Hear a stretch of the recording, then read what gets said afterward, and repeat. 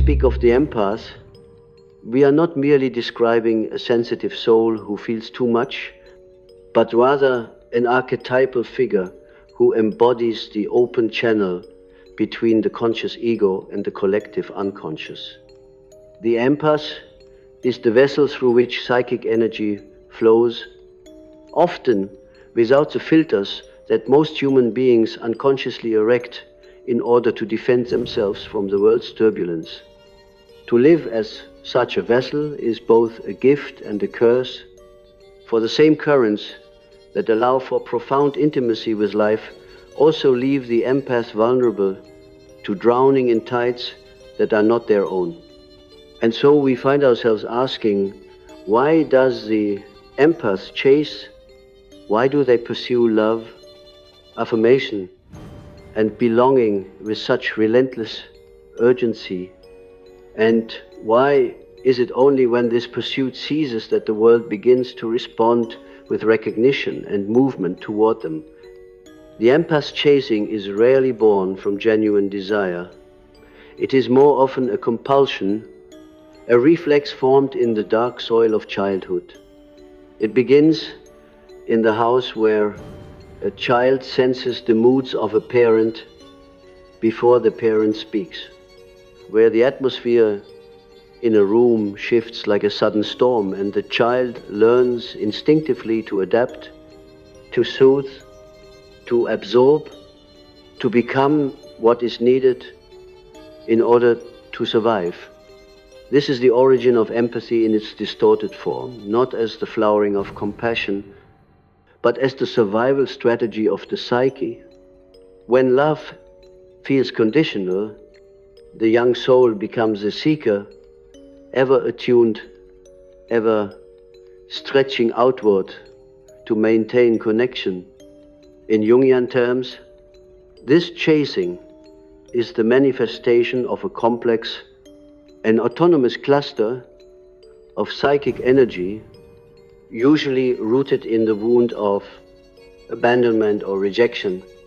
It becomes a gravitational center around which the ego orbits without awareness, repeating patterns across relationships, across time, as if bound by fate.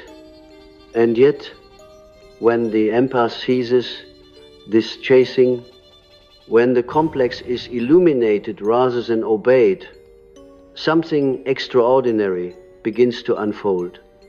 The world, which once seemed indifferent or resistant, turns toward them with surprising magnetism. Why is this so? Because psychic energy, when withdrawn from unconscious projection, no longer leaks outward into the void of futile pursuit.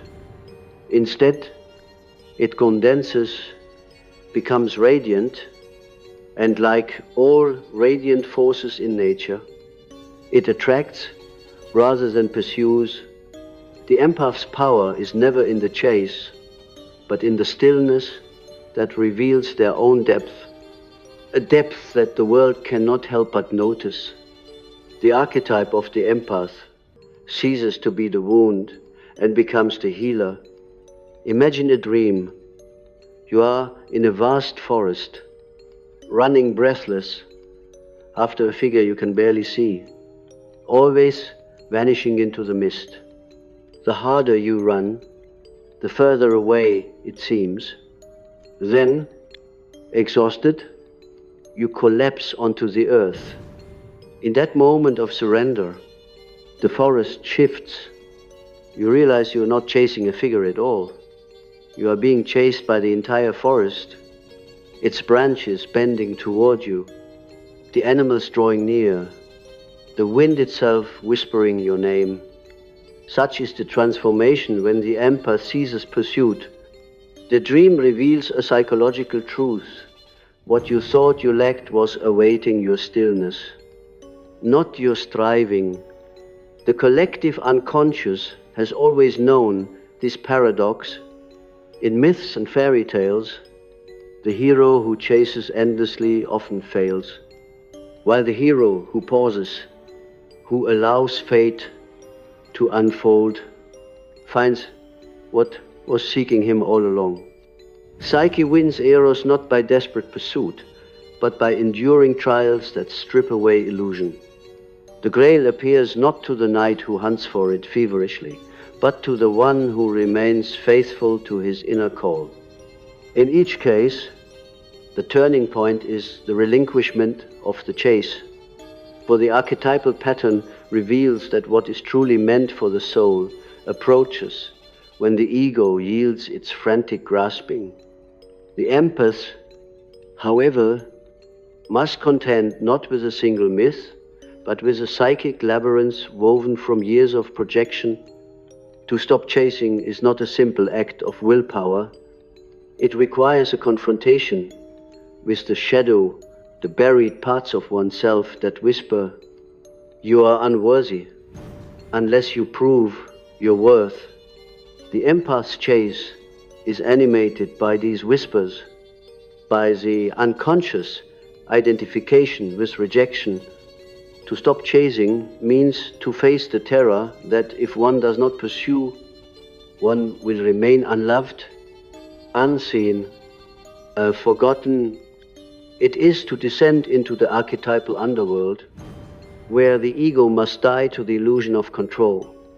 Only in such a descent can the empaths discover that the love they sought outside has always been seeking them from within. Let us speak more directly. You, empath, believe that by running toward others, you will secure their presence.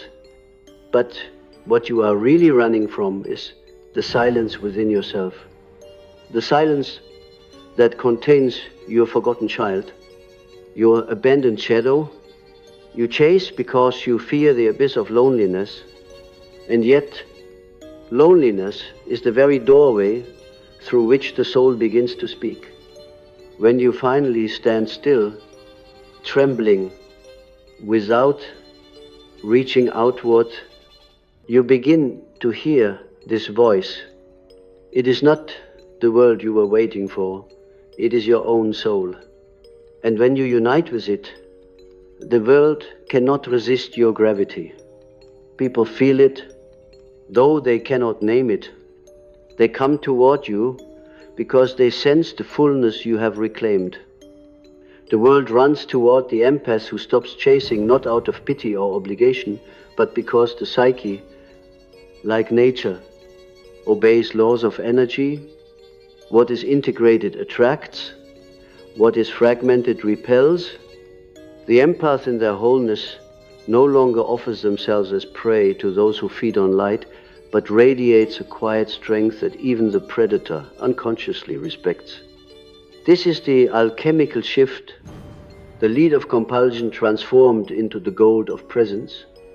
And here we find the deeper truth that Jung insisted upon: individuation. The process by which the self becomes whole is not achieved through chasing what is missing, but through reconciling what is hidden. When the empath halts the frantic pursuit of others, they enter into an alchemical threshold where the entire orientation of psychic life changes. Until that moment, the empath has been identified with the pursuer, the one who runs with an anxious heart, extending themselves endlessly outward.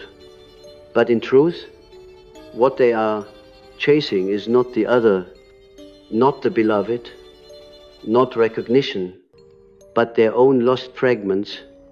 Their longing is a projection of the split within themselves. Jung taught that what we seek outside is a reflection of what remains unresolved within. Thus, the empath's relentless chasing is less about securing the presence of another person and more about mending the fracture between the ego and the shadow, between the conscious self and the neglected child who first learned that love must be earned. Let us not be deceived. The empath is not weak, nor is their sensitivity a defect. It is in fact an expression of the archetype of the wounded healer, whose very wound is the site of their potential transformation. The tragedy arises when the empath remains unconscious of this dynamic and confuses their survival mechanism with their essence, they believe, I am the one who must always reach out, who must always give, who must always soothe. This belief becomes an identity, a persona that hides the deeper truth, the persona of the giver, the helper, the rescuer is applauded by society, yet beneath it lies exhaustion, resentment, and the quiet despair of never being met in return. The moment of ceasing to chase is not only a behavioral shift, but a collapse of this persona, and with it, the confrontation of everything that the persona defended against. To stop chasing is to allow space for the unconscious to rise. In that silence, dreams often come. A woman dreams she is running through a vast marketplace, calling out to strangers, begging them to follow her home, but no one responds. She collapses onto the ground, ashamed. Then she notices a child crouched behind her, watching with wide eyes. She realizes the child is herself, younger, frightened, and waiting to be held. This dream is not merely personal, it is archetypal. It reveals that the pursuit of others was always the attempt to reclaim the lost child, to soothe the original wound of abandonment. The empath's healing begins when they turn toward that child, when they cease projecting the hunger outward and instead embrace it inward. The energy that once chased others is now drawn back to its true object, the neglected soul. Jung often emphasized that the psyche operates with a mysterious reciprocity. What is denied returns, what is pursued flees, what is accepted transforms. When the empath stops chasing, the dynamic reverses. Others who once took for granted the empath's devotion suddenly perceive its absence like a missing light. They feel the pull of what is no longer given freely. More than this, they sense the empath's new center of gravity. A person who no longer bleeds energy outward becomes luminous, contained, magnetic. The same quality that once drew predators now draws seekers of truth, for the empath has shifted from compulsion to sovereignty. This sovereignty is not arrogance. It is simply the natural authority of one who has reconciled with their own shadow. There is, however, terror in reaching this point. For the ego, the act of stopping feels like death. The voice within cries, if I do not chase, no one will come. I will be alone forever. This is the fear that binds the empaths to their cycle. Yet, when the leap is made, when they endure the loneliness without running, the opposite proves true. The world does not abandon them. Rather, it begins to reflect back the wholeness they have uncovered. In analysis, I often witnessed this phenomenon. A patient who ceased to beg for affection suddenly found friends reaching out unbidden. A woman who stopped sacrificing herself for love discovered suitors drawn to her mystery. The psychic law is consistent. What we cling to with desperation eludes us, and what we integrate returns without effort. This is not mere psychology in the modern sense. It is mysticism. It touches the ancient principle of enantiodromia, the tendency of things to turn into their opposite when taken to the extreme. The empath, in their endless giving, becomes empty, and only when they embrace emptiness do they discover fullness. The chaser, in chasing pursuit, becomes the one who is pursued. The polarity shifts because the unconscious compensates for the one-sidedness of the conscious attitude. Thus, the empath's journey is not a lesson in social strategy, but a profound initiation into the hidden laws of the psyche. Consider the archetype of the lover in myth. When Orpheus descended into the underworld to reclaim Eurydice, he was warned not to look back. His gaze, his need to control, to secure, cost him the beloved forever.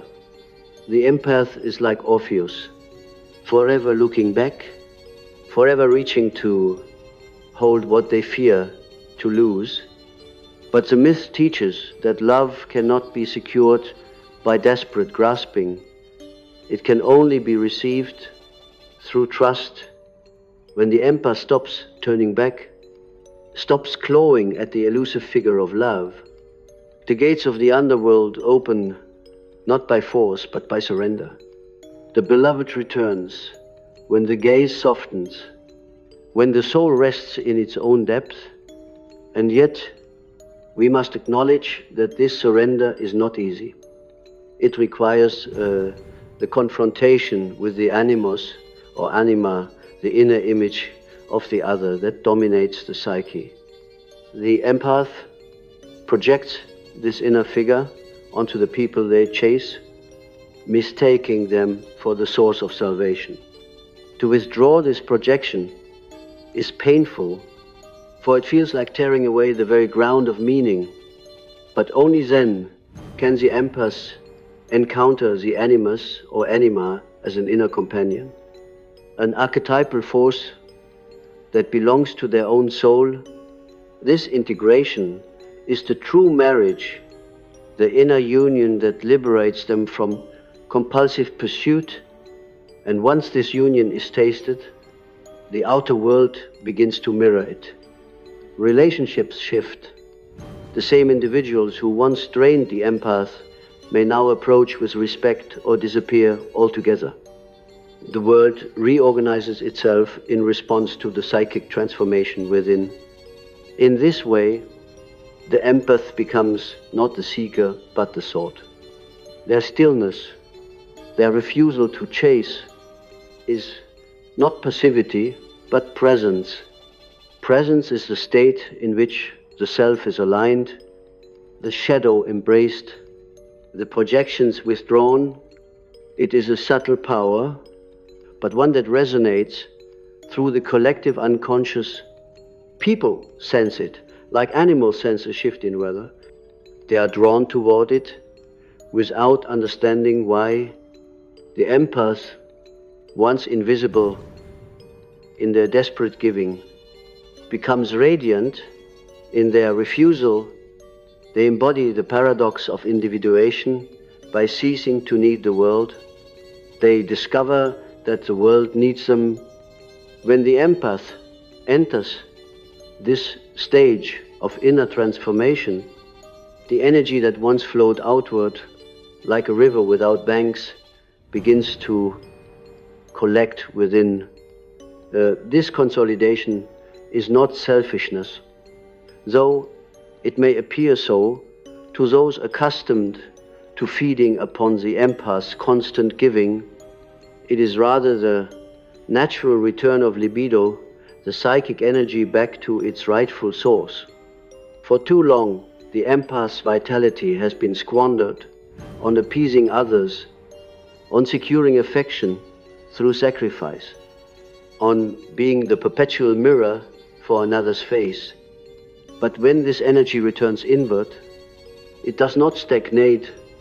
It begins to circulate within the psyche, awakening dormant archetypes, stirring images from the collective unconscious, calling forth dreams, visions, and intuitions that were long suppressed under the weight of outward chasing. This is why, when the empath stops pursuing, the world comes running. It is not merely a social reaction, not simply that others notice absence and respond. It is that the empath has become luminous, and psychic luminosity has a gravitational force. Jung called this individuation the becoming of the self, the realization of the whole personality. When one begins to individuate, the unconscious compensates by drawing to them the circumstances, people, and events that mirror their inner growth. Life itself seems to reorganize around the new center.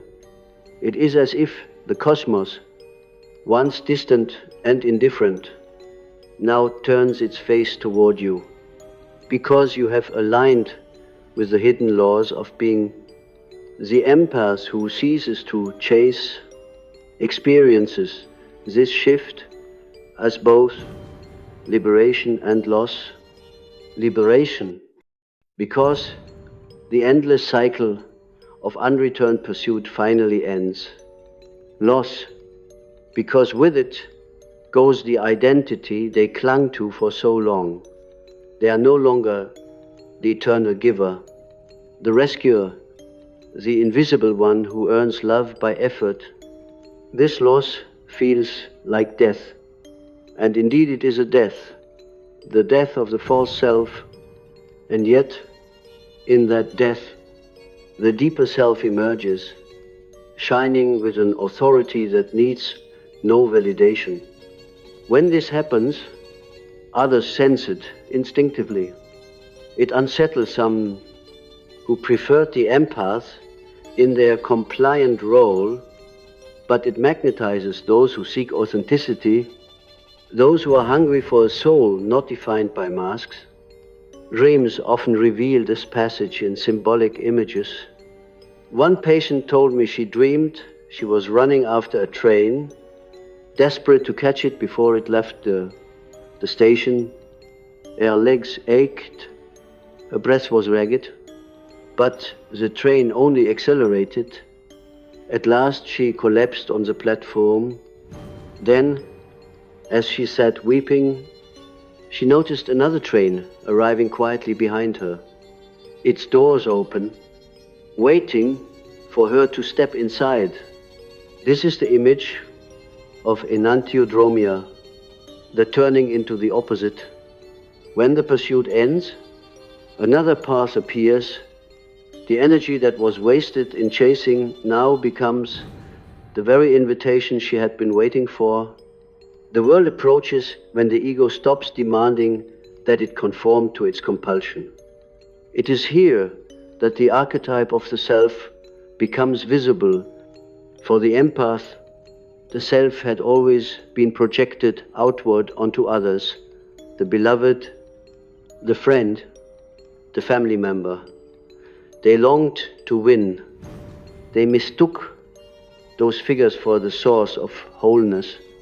But in ceasing to chase, they withdraw the projection.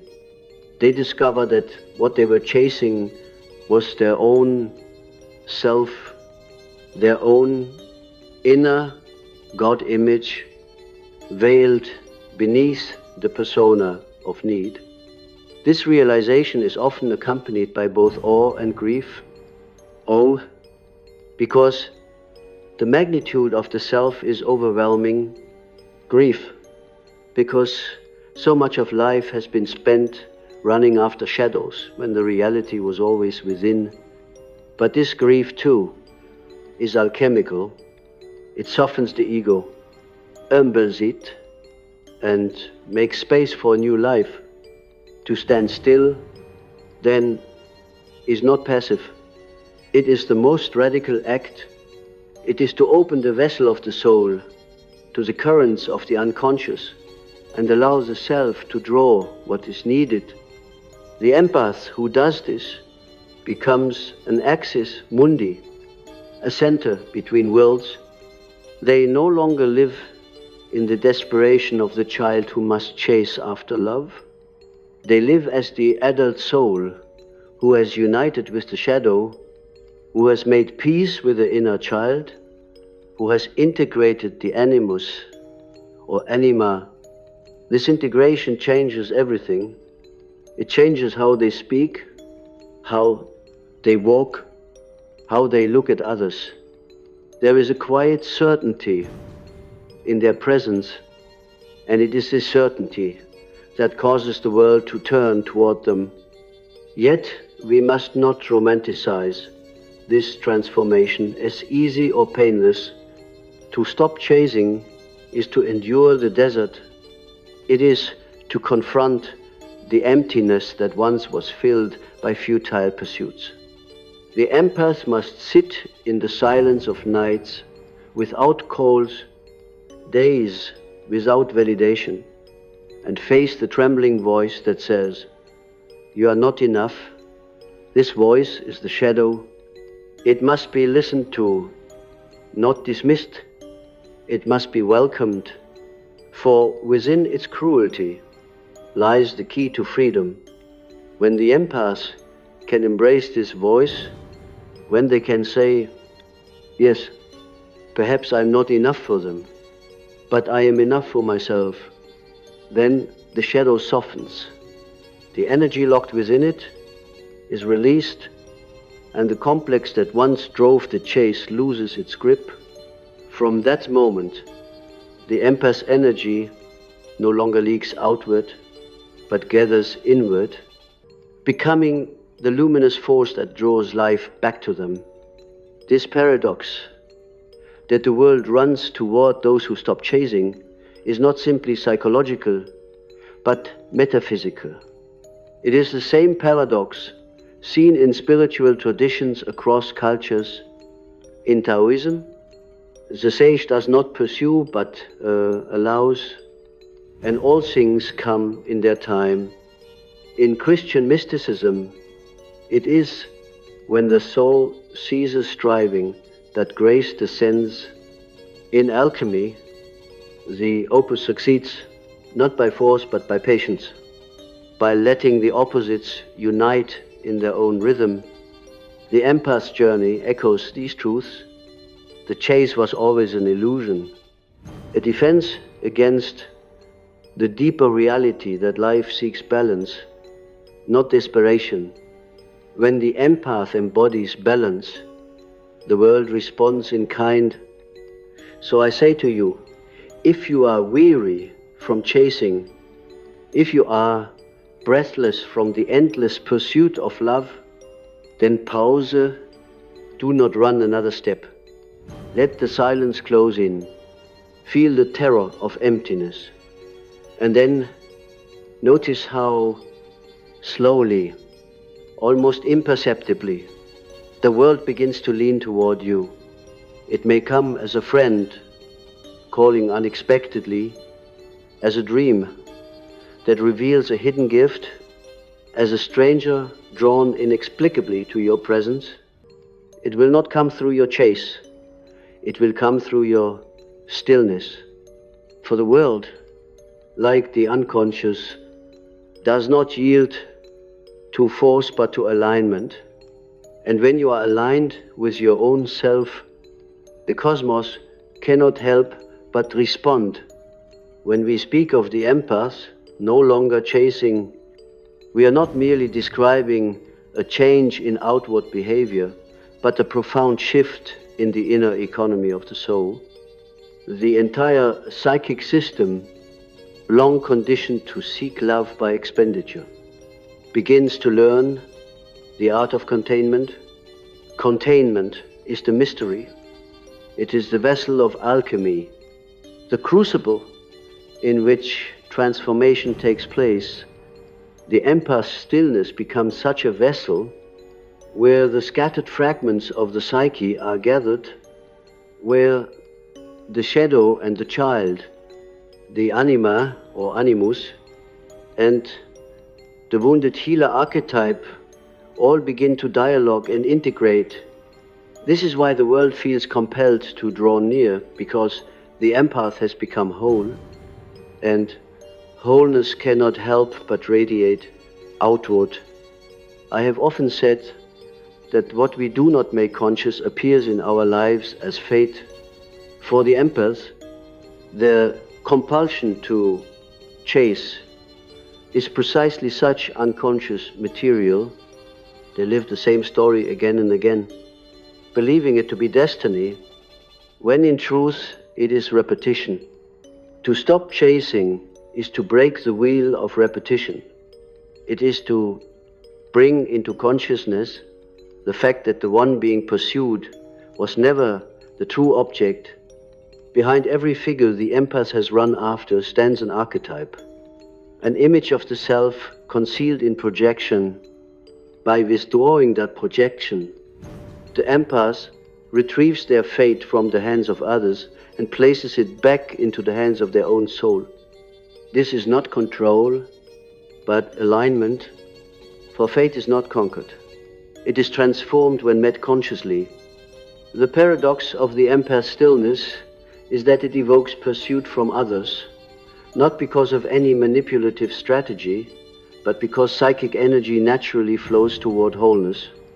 The psyche, like nature, abhors a vacuum. When one person becomes integrated, others sense the missing parts within themselves and are drawn toward that integration as though it might heal them.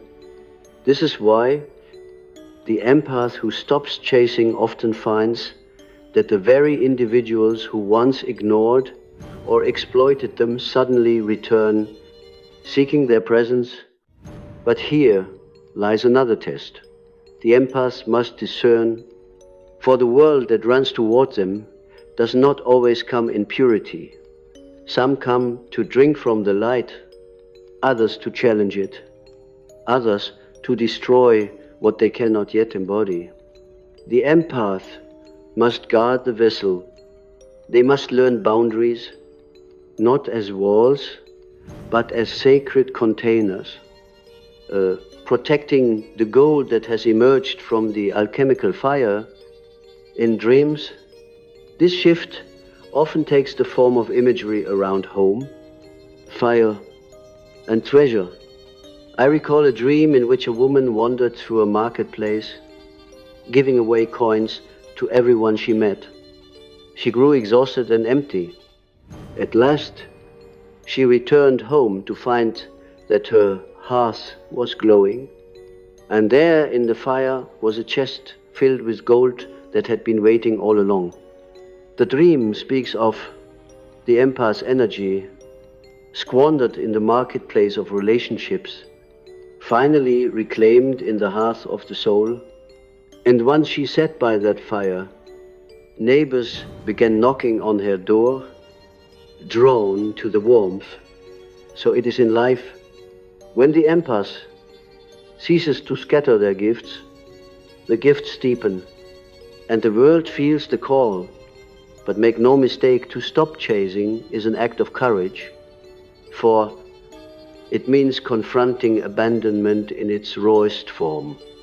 It means sitting with the emptiness that once drove every pursuit. This emptiness is terrifying, for it echoes the primal fear of the child who felt unseen, unheard, unloved. And yet, within this emptiness lies the key. It is the gateway to the self, the silence through which the deeper voice speaks. Those who endure this silence discover that they are not abandoned by life. On the contrary, life begins to speak more directly, more mysteriously. Synchronicities appear, those meaningful coincidences that reveal the alignment of inner and outer worlds.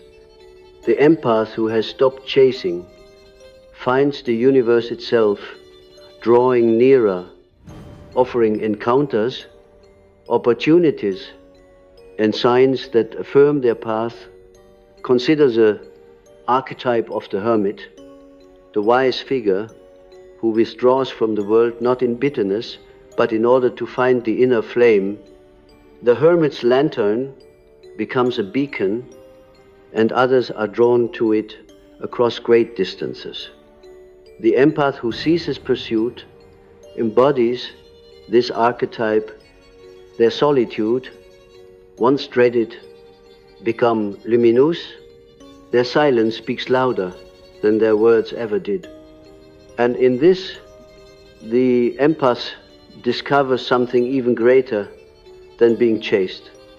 They discover the joy of not needing to be chased at all. They find contentment in their own being. And from this contentment flows a love that is not bound by compulsion but given freely, as the sun gives light without condition. At this point, the empath realizes that their journey was never about the world running toward them, though that may indeed happen. The true treasure is the reunion with the self. The world's pursuit is merely a reflection, a confirmation of the inner union.